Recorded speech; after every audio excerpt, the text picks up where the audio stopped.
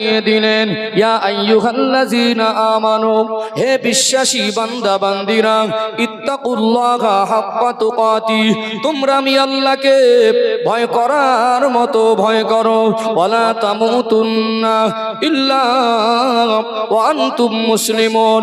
ওরে আমার বান্দা বান্দি, মরতে যদি হয় পরিপূর্ণ মুসলমান না হয়ে মৃত্যুবরণ করো না।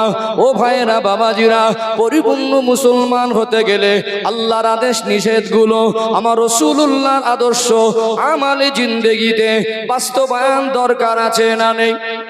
দুনিয়ার কোন আলেম আপনাকে অতক্ষণ পরিবর্তন করে দিতে পারবে না যতক্ষণ না আপনার জীবনে পরিবর্তনের চেতনা না তৈরি হবে।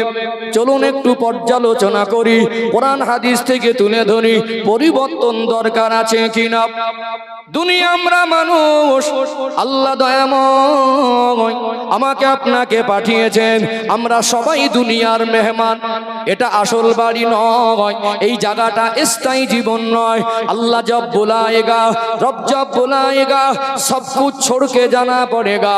2 दिन का मेहमान खाना, रब जब बुलाएगा, सब कुछ छोड़ के जाना पड़ेगा।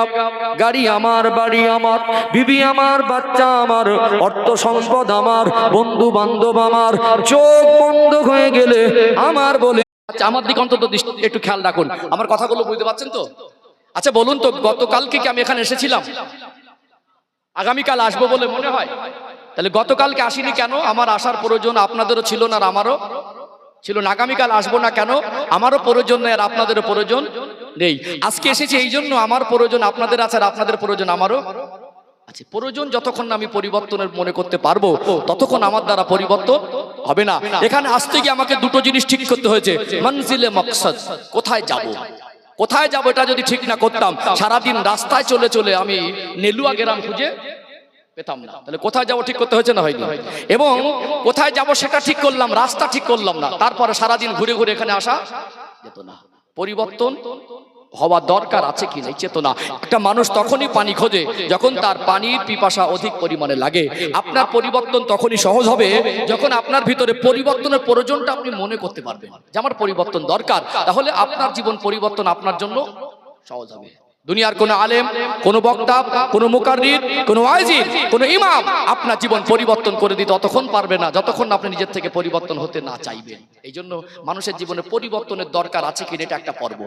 যখন আমরা কোরআন হাদিসের আলোকে কোরআনের আয়াত শুনে শুনে আমাদের অন্তর অনুতপ্ত ভাব আসবে, আমাদের পরিবর্তন দরকার, তখনই আমাদের খোঁজার জন্য ব্যতিব্যস্ত হবে কোন রাস্তায় পরিবর্তন। তাহলে পরিবর্তন হবে কোন রাস্তায় আর হয় না কেন, এই 3টে পর্যালোচনা করবো ইনশাআল্লাহ।